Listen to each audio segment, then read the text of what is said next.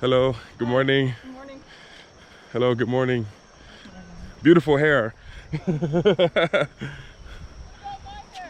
I didn't look, I saw your smile. I saw your smile first, a wonderful smile, but then I saw the hair. Hair and smile, it's amazing. Yeah, I see you.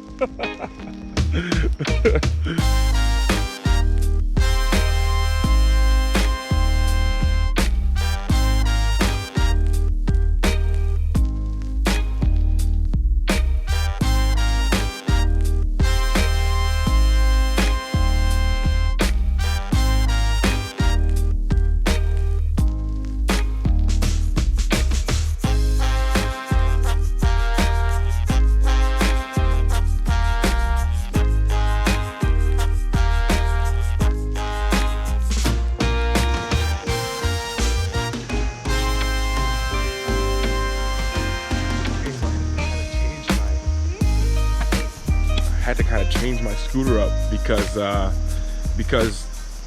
had a problem. My scooter kind of broke down yesterday in the middle of like Denpasar, which is the big city. So took it to get fixed, but they gave me this one to use. Even though it's a little small, if any of you knew me in college or read any articles about me in college, this is almost the exact same scooter that I had in college. So it brings back some really awesome memories. But hope you guys are doing great. I say that all the time in the podcast and everywhere. And if you guys are new around here, there is a podcast. It was supposed to be daily podcast, but now it's kind of like every other day podcast. So I call it a daily podcast. It's not every day, but it's some days. And there's hundreds of episodes there. If you guys are new around here, make sure you check that out. That's number one. Number two, for gear, this shirt is being I'm designing it now to get it out and shipped, to be able to ship to the EU and everything, because it's very expensive to get it shipped to you guys from Bali.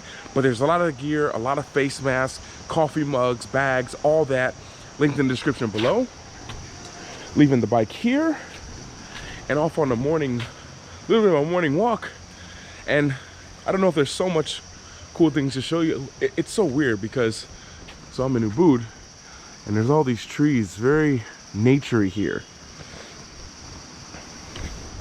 And one thing you guys have to understand, like for me, being here, this is like my normal. So seeing monkeys, having coconuts every day, like really fresh fruit, nature, this is kind of like my normal. So sometimes I totally forget that. I'm like, oh, maybe you're Lambagi, Bakabar. And sometimes I totally forget that some of you all have never been here to Bali. So I almost have to put myself in your shoes to make sure that I'm pointing out things that maybe you haven't seen or haven't seen yet here in Bali. So this is the ridge walk here in Ubud, which is really cool. So you have that. If you guys can remember, a while back I went down there, maybe 2 or 3 videos ago. I hiked down there to that water. And yes, it is a hike because there's no real pathway. And here's the other side of it.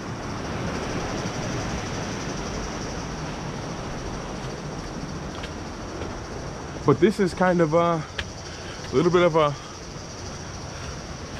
hike today. So when you guys have seen this in the, if you guys have seen me making these vlogs up here, I've read some of the comments, and some people are like, man, Luke, you seem really out of breath. I think you need to get back into shape, which is true. I need to get back into better shape, which I'm doing. But this is a huge hill. This is a ridge walk. So it's not a huge hill, but it is a incline. And I don't know if you guys have ever walked and made videos like this, just walking around holding up your camera and just walking and talking and taking in everything. It's kind of a little bit of work, but I don't know if I've ever pointed out to you that this whole thing is uphill. And also, that's how you get down to the water. So, but today, just a nice little ridge walk. Gonna enjoy. Let you guys see a little bit of this walk up here. And yeah, I don't feel like talking yet.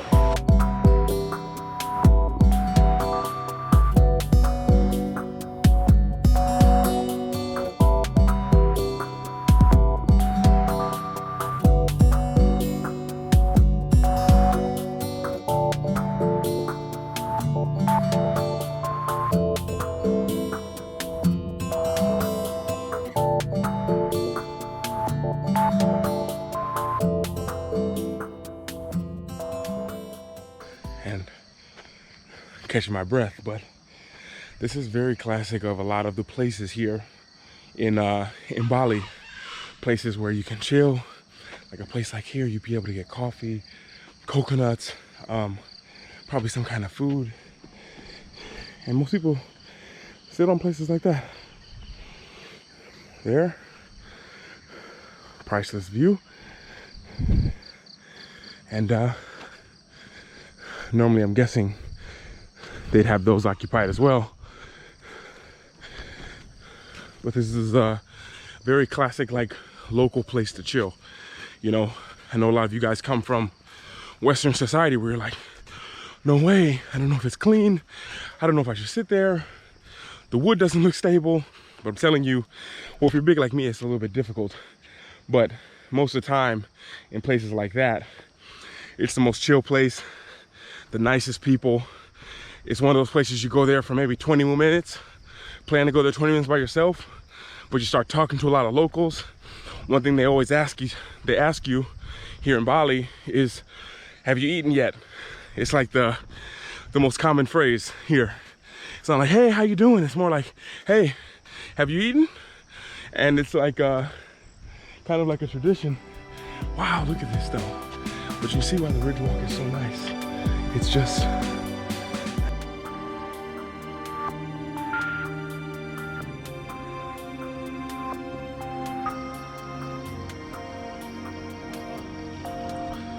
oh yeah, I totally forgot. Today's episode.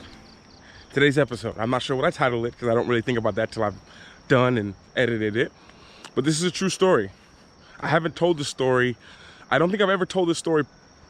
No, I have. I've done it. I've talked about it a few times in interviews, but never really just talked about it. Definitely not on this channel. But you know, when I came out of college and I really wanted to be a pro athlete, I signed with a semi-pro team in the States. So I was playing semi-pro, but my goal was always to come to Europe. That had been my goal. My main objective was to come to Europe, was to come to play and to be pro. This was like the #1 thing. Hello, good morning. Good morning. Hello, good morning. Beautiful hair. I didn't look, I saw your smile. I saw your smile first, a wonderful smile, but then I saw the hair. Hair and smile, it's amazing. Yeah, I see you. So when I was trying to become pro, I wanted to come overseas, and I remember things just weren't working out for me. I got so many different teams that wanted me in so many different countries, in Switzerland, South America, Mexico, Iceland, but none of these teams would come through. They back out at the last minute for so many different reasons. And you know, there's about 3 games left in my semi-pro season. It's hard telling this story. I've never told it before. I don't know where to start or end it. But basically, long story short, I was on a date with someone who I'd been seeing for a while. And me and her were out. I remember it was on Valentine's Day. And we're out at dinner. And there's about 3 games left of the season. You know, and we're talking about, what am I going to do next? What am I going to try to play? And during this dinner, literally during Valentine's Day dinner, with 3 games left, or 2 games left in my semi-pro career, I got an email. And usually when I'm out, I don't ever look at emails, but something was just like, check this one.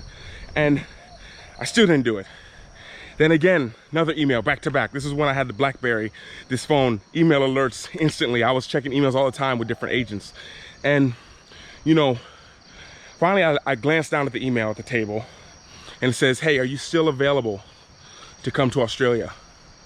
Are you still available to come to Australia? And I'm thinking this is just another joke.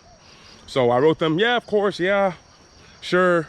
You know, no enthusiasm or anything, just really chill. Like, when you're a pro, people don't tell you this, but you know, it takes time to become that pro that everyone seeks after. Like, it takes a resume, or it takes becoming a really great player, and a lot of pieces coming together in a lot of right places at the right time. So for someone like me who came from a small school, the challenge was really real. So, and I tell you that because it meant that I never would let myself get too excited. And now, you know, I don't know if that really serves me anymore, but I never let myself get too excited, because so many times, and I'm sure you've done the same, where you've been so excited about something and it doesn't work out and you feel disappointment. And as you guys remember from last time, or maybe 2 episodes ago, us as humans, we would do more to avoid pain than we will to go after pleasure. So for me, it was trying to avoid pain, never getting my hopes up. And actually, this looks like a really nice place right here to talk. And, you know, so I'm at this date and I tell her, you know, I got an email, you know, she knew about what my dream was to do, what I really wanted to accomplish. So they're like, can you talk on the phone? And I'm still at this date right now. This is not Thanksgiving. This is Valentine's Day. So I'm like, give me 1 second. Go outside. They call me from Australia at this time. Say, hey, I remember this was on a Wednesday. And they said, hey, we need you to be in Australia on a Monday. And if you guys don't know, you guys can Google all this stuff. The Bluegrass Stallions, the Lexington Bluegrass Stallions. It was a semi-pro team. And, you know, when I was there, and if you don't know the semi-pro team, we had homes, I had an apartment, had car, had about 4 paychecks left to come through. And oh, look at that. Look at that. Still had about 4 paychecks to come through. And this team was like, we need to know right now, can you come, yes or no? They're like, we have a ticket. I'm talking to them on the phone. I said, yes, get everything handled. Long story short, and short story long, kind of left the date with a little bit of like, is this it? Is this real? Don't know if this is real. And when I got back home later that night, around 3 in the morning, I remember waking back up and checking again. And I remember getting the email telling me to fill out an ETA visa for Australia because you need one of those visas to get in. They sent me a contract. They sent me a flight. All this happened within 10 hours. They sent me a flight. They had information from my agent, and it happened just like this. Now, the backstory of all this, to give you context, is our team was very kind of unprofessional. The pay was great, the pay was professional, but everything else was just not organized, so to speak. You know, when I tell you that story in short form, if this was a seminar, I would have dragged on, give you a little bit more details, a little bit more juicy details. But, you know, long story short is, you know, I had my hopes up really high many times and had it just totally shattered. And the one time when I kind of just like let go of that expectation is when something happened. And to get on to the point, the real main point of this is, it was something I wanted for a long time. I didn't really change it for anything. Hello. You know, and long story short it was my dream. You know, I had a lot of friends, relationships, like really close friendships there, and teammates who are like family to me. And, you know, it was like, you get to this point, you know, and I feel like there's so many tests that universe or God puts out there for you guys. And it's almost to see like, how bad do you really want this? You know, I was contacting teams, agents, the whole time I was playing, and there couldn't have been a worse moment for it to happen. There couldn't have been a worse moment for my dream to come true. That's the easiest way to say it. I finally had settled down. I finally accepted the fact that this might not happen. And at the same time, I was on a very important date on Valentine's Day. And I keep saying Thanksgiving because I'm so thankful for people. But, you know, throughout that whole time, you know, when I look back to it and I heard everyone say, wow, you're so lucky to go. You're lucky to leave.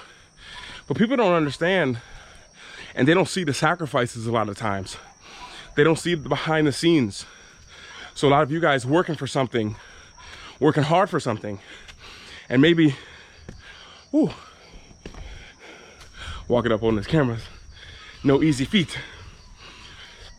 But maybe you're working for something, and we kind of get to this point sometimes where we're like, I don't have to sacrifice so much for this.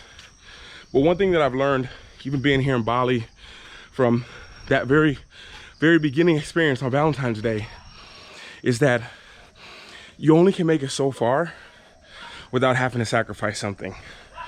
If there is a topic, a thought, a lesson, you only make it so far. Good morning. You only make it so far without sacrificing things. And sometimes when you have a big sacrifice, it's really, as I tell people, it's God, universe, spirit, whatever you call it. It's trying to show you how bad do you want it? How bad do you really want it?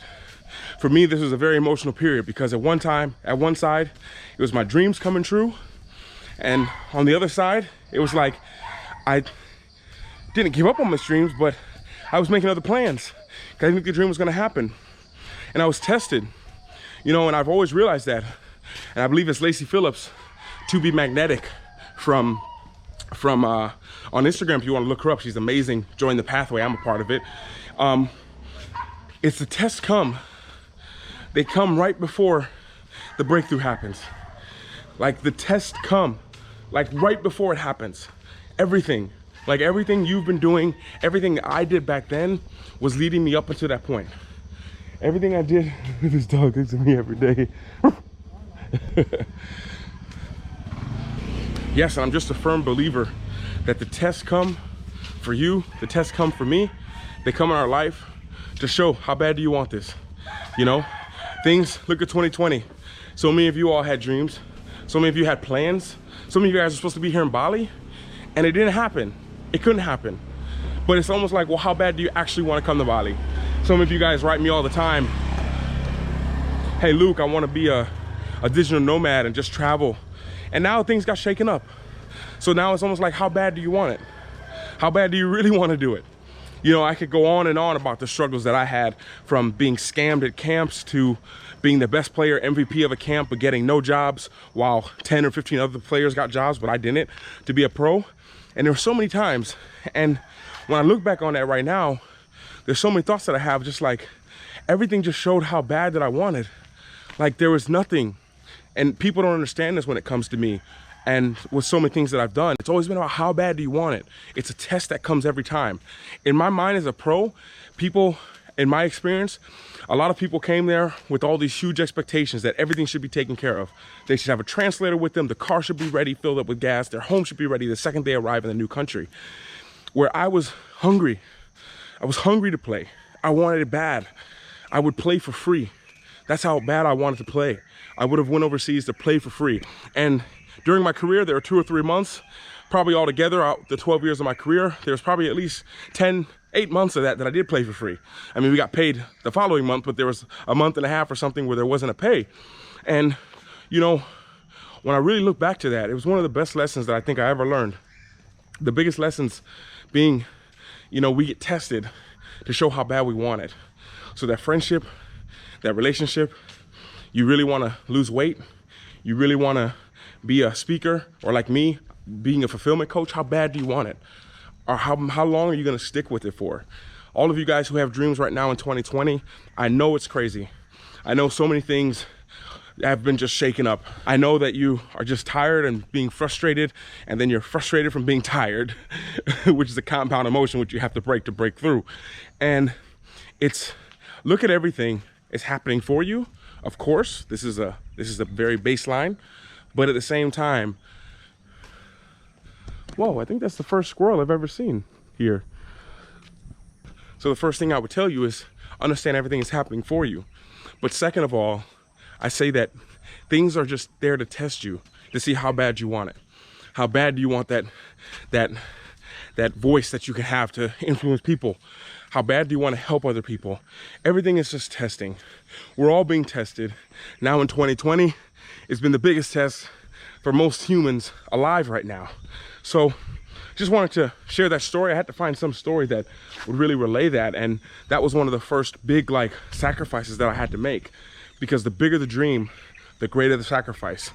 The greater the sacrifice, the more responsibility you have. So, that's my coffee, please. So if there's a thought that I could share with you guys today on this beautiful walk, is if you feel like you're being tested right now, being pushed right now, it's just to see how bad you want it. It's just to see how bad you want it.